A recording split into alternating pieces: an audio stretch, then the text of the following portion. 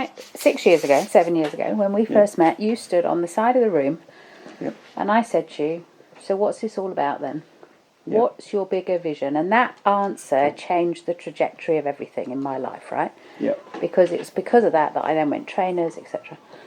And you said something like, and I really wish I'd written it down at the time, now that I know about neuroplasticity,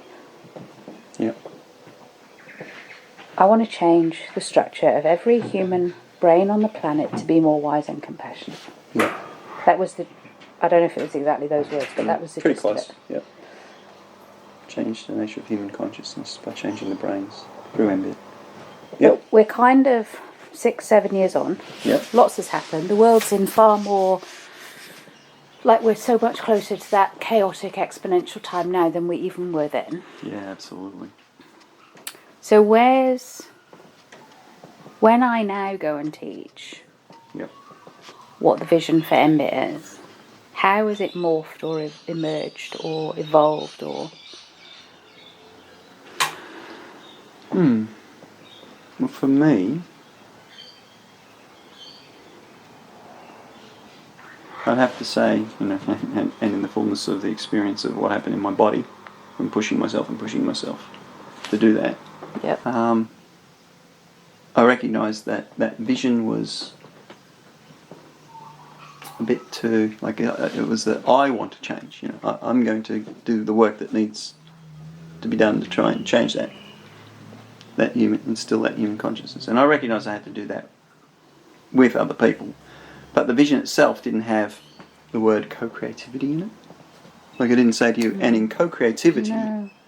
Whereas in the fullness of that 6 or 7 years, what I've recognised is, for a start, the model was, you've got to go out and train coaches, and then from that you'll get some people who want to become trainers, and they'll help you do it, and then from that, some of those trainers might want to become master trainers, and so the people who resonate with it will be attracted and come together, and we'll create a community of people who'll be enacting that vision. But the vision itself didn't have that built into it. And for me, the vision has changed, or the sense of it's changed, is that it's about the co-creativity piece, which of course emerged from when I looked at the pelvic brain, what each of the brains, and so it's really came out of Master Coach was this, the thing that rolls it all together is really that pelvic brain, which is deep in our DNA, our chromosomes, our sexual energy and entity, and that's its highest expression is co-creativity. That's what we do, why we have children, why we do all the things we do, why we time bind. It's to be co-creative.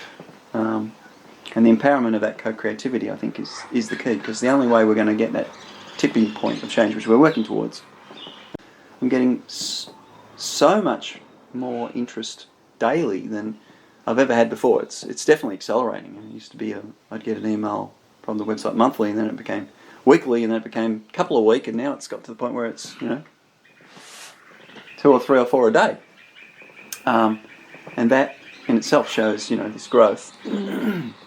And the number of people contacting us who we've never even heard of or met, who are writing books and things, and they've come across mBraining and they love it, and they want to put it into their work, and so. So in light of, or two things going through my head. In light of, if I was now a baby new coach in one of your trainings, coach cert level, initial introduction to. And I'd ask the same question. So Grant, what's this all about? What's the bigger picture? What's your vision for mBit? What would you now say? To build a community of co-creativity that can shift human consciousness. Nice. Have you changed your morning question now? Is it not, who is the most compassionate, creative, courageous me I can be today? Is it the full suite of 5? No, it isn't. I actually haven't. Good point. Wonderful point.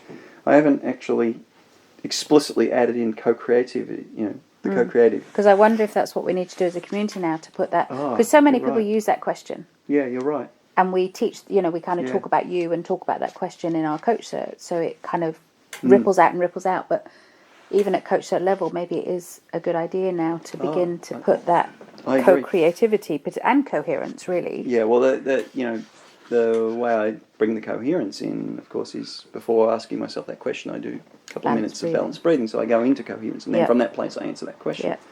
But certainly for the last year, since I've been so unwell and cannot do very much at all in the community, my focus, it's almost like the ground on which the roadmap's running for me is not even coherence, it's co-creativity. So whilst I haven't explicitly put the word in there, it's just this overall imperative. How can I encourage, by being the most compassionate, creative and courageous me, how can I encourage more co-creativity? Right. For this community to grow and for this field to grow, and because I haven't necessarily changed what I will after this conversation. I will absolutely change that to make sure that it's more overt. Explicit. Yeah. No, I think you've got a great point. You're a wonderful distinction. Thank you. I do think we need to bring it in more explicitly.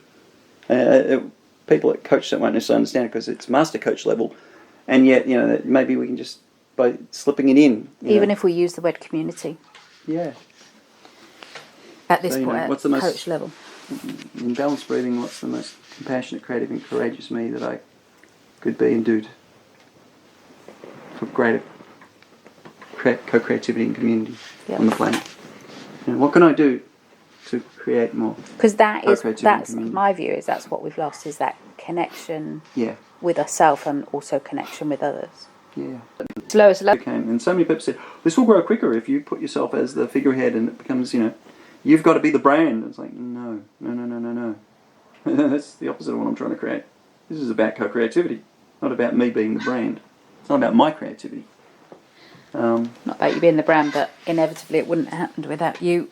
No, but we've got to have the part that you play. Yep. Each of us has a part to play, and some people are the initial seed crystal or whatever, and if you don't do the work, then things don't happen, Wishing for it to be so don't make it so. You've got to be the hands and arms, if not now, when, if not me, who. But 1 hour 51 minutes ago, I said, can you just give me 2 minutes? Oh, right. No, 2 minutes. So it's lovely that despite being poorly, your patterns haven't changed. No, I'm still totally impassioned by what I want humanity to do. Or not even humanity, what I want intelligence in the universe to do. If I had my druthers, and so I'm going to do my bit to help that, shepherd that along. You have done so much more than your bit, Grant. I mean, saying thank you just seems completely and utterly inadequate, but thank you. Well, thank you for the thank you, but I didn't do it for the thank you, as you know. You didn't. I just did it because I couldn't do anything other than that, because that was me being me. And I just hope that everyone else can find that place within themselves to truly be them, and if they truly were them, that is the most compassionate, creative, courageous, co-creative, calm them. If they truly did that and asked themselves what that would mean, and it would shift everything. Yeah. It would shift the sort of business they would run. I mean, we've all done it. I don't know how many years it'll take, and I don't know how much money I'll make out of it, but that won't be the focus. It will never be a money focus. Rest in peace, Grant Soosalu, and thank you for everything.